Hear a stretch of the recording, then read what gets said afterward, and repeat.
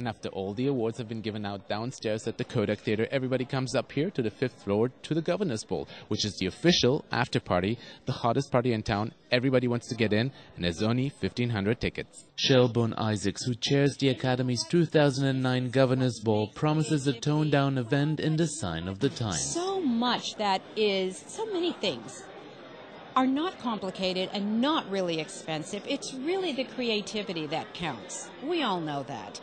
You don't have to just ching, ching, ching, ching, ching to make something fabulous. And we've done that today.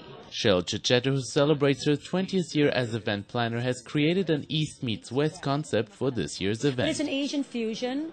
It's been fun and fabulous to incorporate so many wonderful Asian architectural details and concepts. It's an amazing marriage between a very modern overtone of color, but incorporating the really 5 feng shui elements inside the ball. You've got about 1,600 chairs, even though there's 1,500 guests. You have tables, you have about 123. Cutlery, you're close to about 10,000 when you count all pieces of cutlery. Glassware, you're close to about 5,000. You've got good 500 bottles of champagne, 500 bottles of wine. You've got 800 waiters. And, 800 staff, I would say, including waiters and security, entertainment, etc., etc. And I'll let Wolfgang give you the food ingredients. Mark Held created the centerpieces. Well, this year, it's really not about quantity. It's about design. We've done years where it's been about tons and tons of roses. That's not the mood that the U.S. is in this year, and I don't think that's the mood of the ball.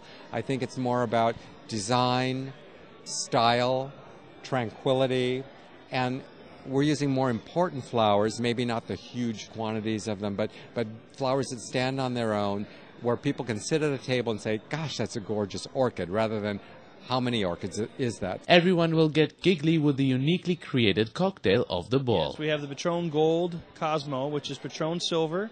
We have the Patron Citron Orange Liqueur, orange juice and blackberry juice, and then some blackberries garnished. If you're into more sophisticated wine, Sterling Winery has that especially for you. So in preparing these wines, I'm looking for something that's special. I'm pouring my art for some of the best artists in the world that evening, so I want them to shine. And I'm also curious and concerned that these wines pair beautifully with what Chef Wolfgang Puck is producing. So I'm aware of his Asian theme in his meal this evening, or this year.